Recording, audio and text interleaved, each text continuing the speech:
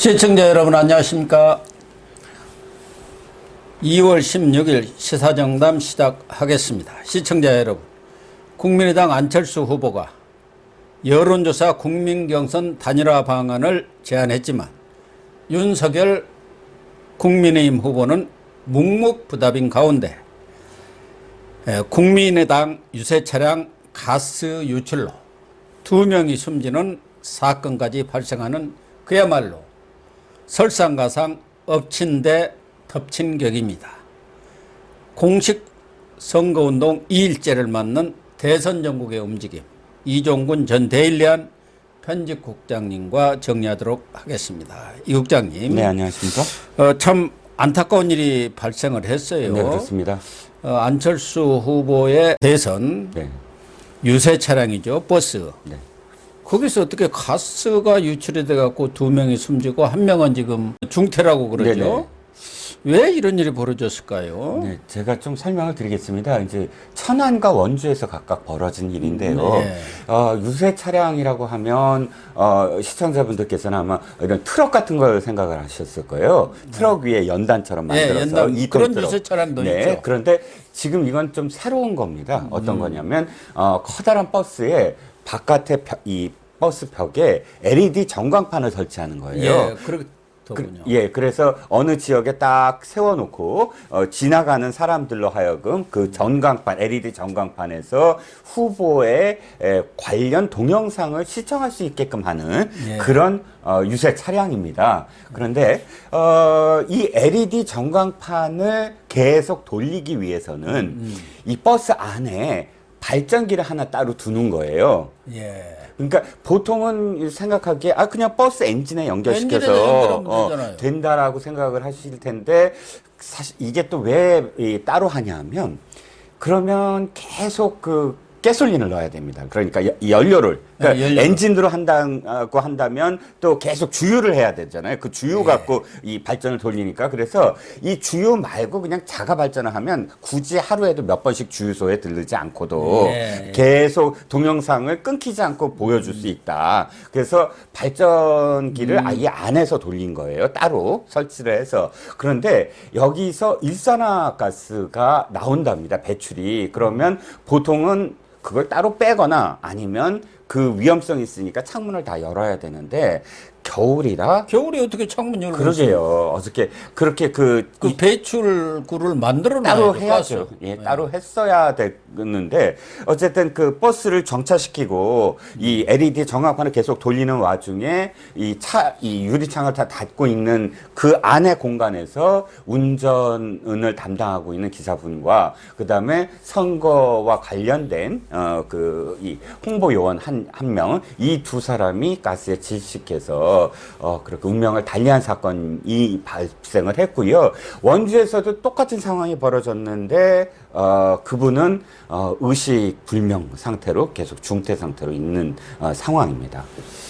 이러다 보니까 이제 안철수 후보 측은 유세를 전면 중단할 수밖에 없지 않습니까? 네, 그렇습니다. 또 사실은 22일간의 선거운동 기간이지만 금방 지나가는데, 그렇죠. 유세 며칠 중단한다는 것은 엄청난 타격 아니겠습니까? 그렇습니다. 각 당은 조의를 표명하고, 특히나 이제 국민의힘은 오늘 그 사건과 관련해서 아픔을 함께 나누는 차원에서 로고송을 틀지 않고 율동도 오늘 하루는 중단하기로 결정을 했다고 하는데, 어느 분이 그러시더라고요.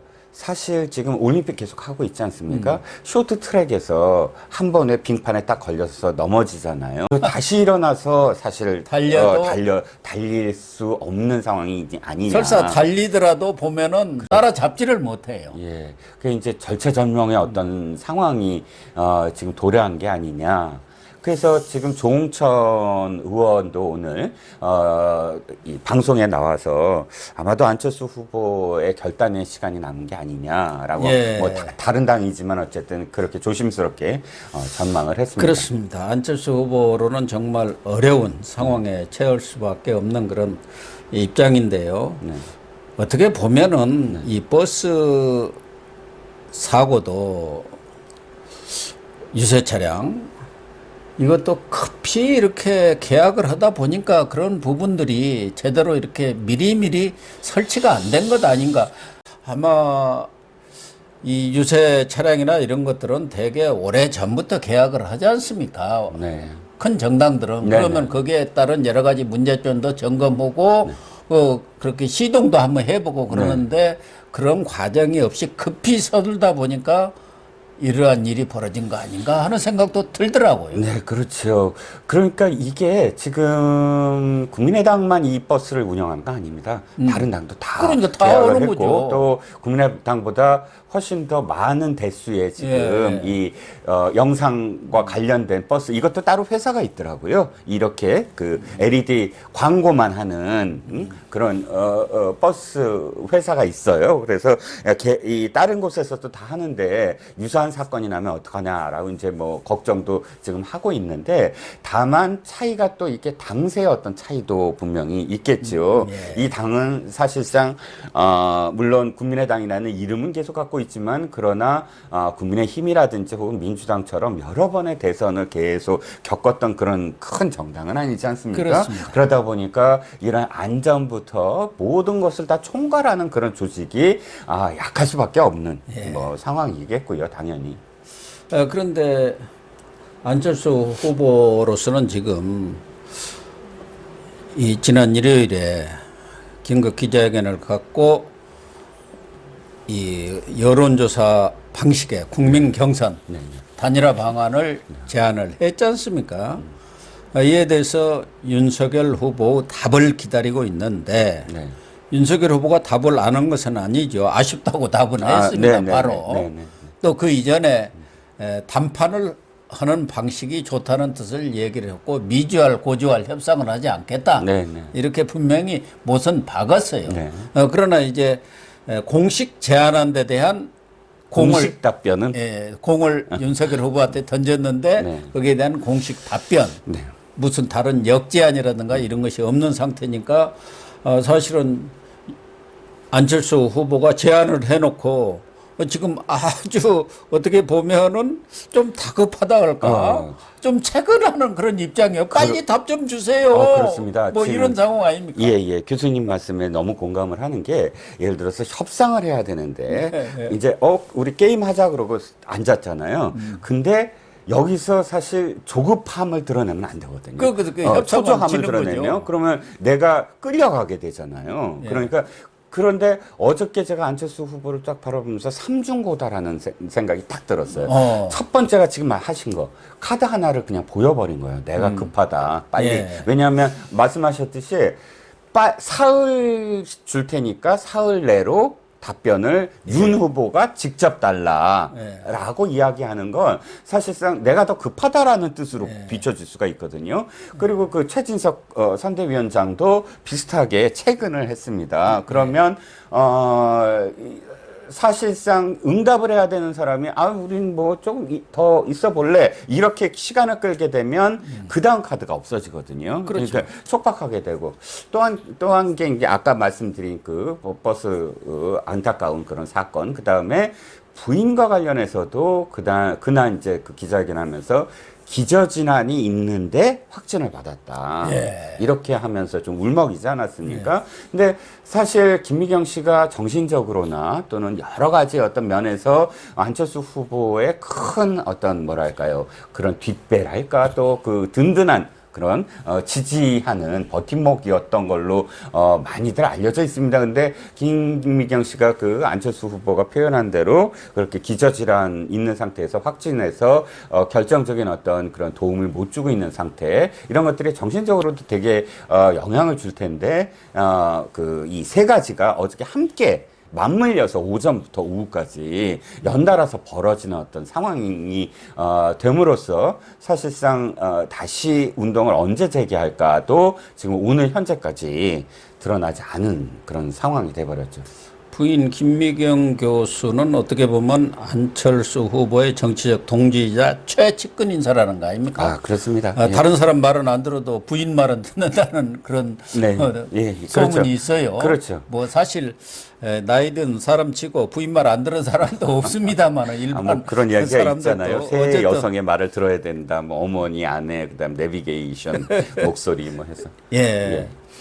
그런데 부인이 또 이 코로나 확진이 돼가지고 입원까지 한 그런 상황에다가 이 버스 유세 불행한 일이 또 닥쳤고 더군다나 지금 안철수 후보 지지율이 계속 하락 국면 아니겠습니까? 아무래도 안철수 후보를 지지했던 사람들도 단일화 얘기가 나오면서부터 저 사람은 윤석열하고 단일화 되든가 뭐 안 되면 이재명으로 하든가 결국은 단일화 되는 사람이구나 이렇게 생각하면 누가 지지를 계속 하겠습니까? 그러다 보니까 계속 떨어지고 있는데 어디 여론조사에는 뭐 6.9%까지도 이렇게 나왔던데 한길리서치가 바로 오늘 16일 날 쿠키뉴스 이 의뢰로 해서 조사한 여론조사 보면은 윤석열 42.4, 이재명 41.9, 정말 0.5% 초박빙 경쟁을 벌이고 있는 네, 그런 그렇습니다. 상황입니다. 이틀째. 그런데 안철수 후보는 7.2%입니다. 그게 11%에서부터 이렇게 쭉 내려온 거예요.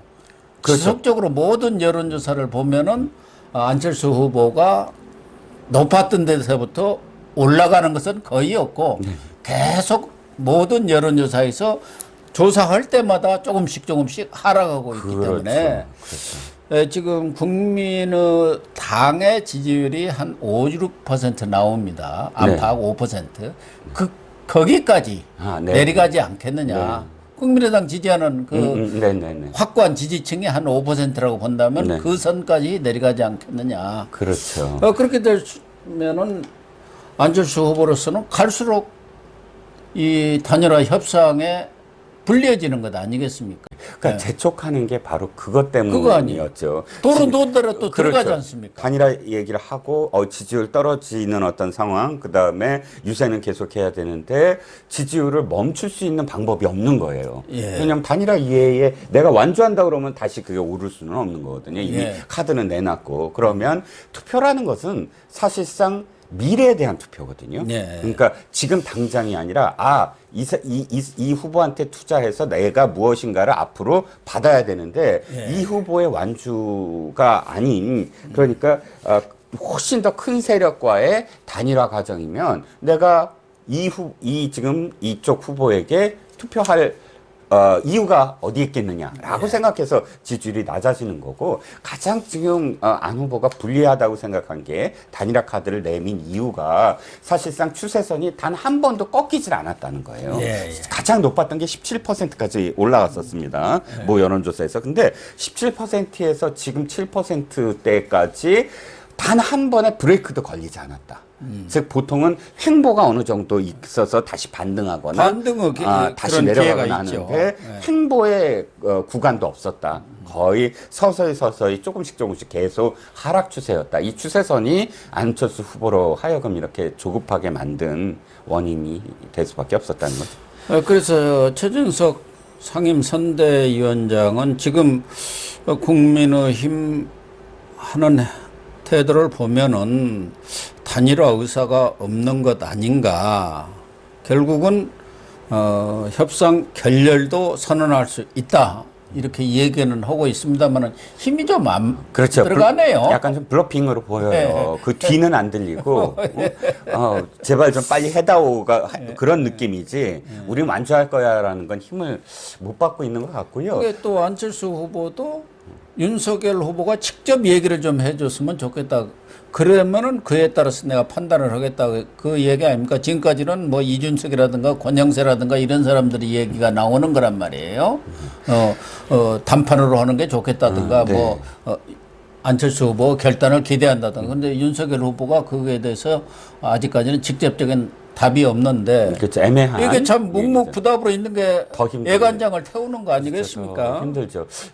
제가 취재한 바에 따르면 뭐 이준석이나 또는 권영세가 겉으로 얘기하는 거 말고 물밑으로는 몇 가지 이렇게 제안이 들어간 걸로 압니다. 아, 그렇군요. 예. 그래서 어디 뭐로까지 사실은 협상을 할 테니까 그냥 받아다오 뭐 이런 식으로 역제안을 한 거 보입니다. 그런데 이제 그 안철수 후보가 윤이 직접 나서라라는 건 이렇게 중간에 누군가를 통해서 이야기하지 말고 단판이든 뭐든 직접 윤이 직접 만나서 단판하자? 직접 단판하자. 윤이 무엇을 말해달라가 아니라 둘이 직접 해서 끝내버리자.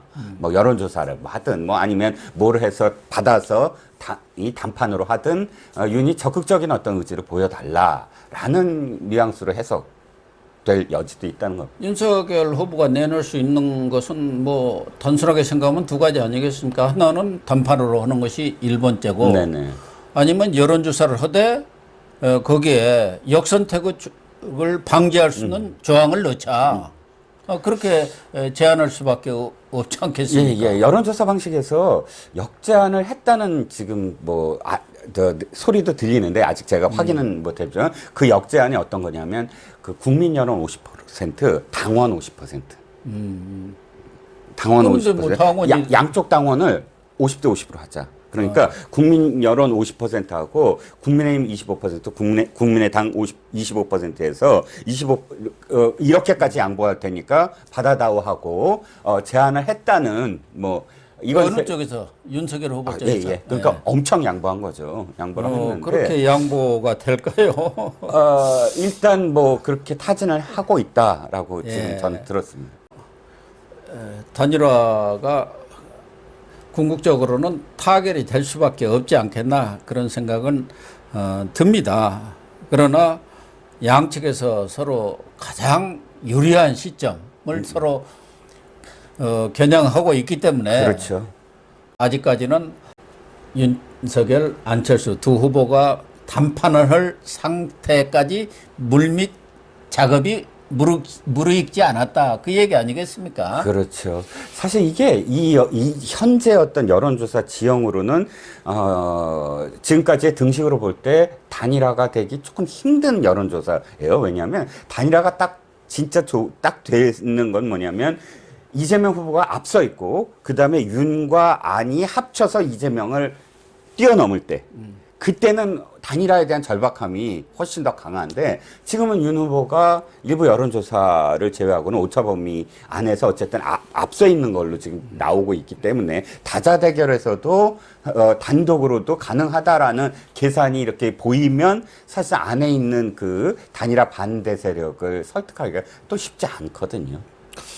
그런데 민주당 송영길 대표는 그동안 안철수 후보에 대해서 러브콜을 계속 보냈는데 배신에 대한 안가품인지 어제 대전 은흥정이 유서에서 안철수 후보가 단일화를 부거르고 있다. 새정치의 자존심을 버린 굴욕행위가 아니냐 이렇게 지금 또 찬물을 좀 끼얹는 그런 상황입니다. 만고의 진리가 있습니다. 뭐냐면 내가 못 먹는 포도는 시다. 그렇죠. 예, 여우가 그 담벼락에서 포도를 보고 먹고 싶어서 펄쩍펄쩍 한 수십 번 뛰다가 그 못 먹게 되니까 돌아보면서 에이 저 포도는 시다 그러고 돌아서지 않습니까? 그러니까 내가 못 먹는 감은 언제나 떨굴 수밖에 없는 거죠. 그런데 정성호 의원 아시죠? 네. 이재명과 30년직이라는 최측근 정성호 의원이 아직까지도 오늘자에 또 보니까 아직까지도 안철수 후보와 통합할 수 있다. 유승민과도 함께할 수 있다. 이렇게 계속 그러니까 얘기를 하는 걸 보면 그러니까 제가 보기에는 이들의 최종 목표는 단일화만 성사 안 시키면 되는 거예요. 재뿌리기 아니겠습니까? 그렇죠. 재뿌리기인데 다자대결로만 가면 윤석열 후보 입장에서는 어제 첫날 유세가 있었습니다마는 서울은 물론이고 대구, 대전, 부산, 특히 부산이 아주 뜨거웠다는 얘기고 또 대구에서는 홍준표 의원까지 합세해서 공동 유세도 벌였지 않습니까? 네.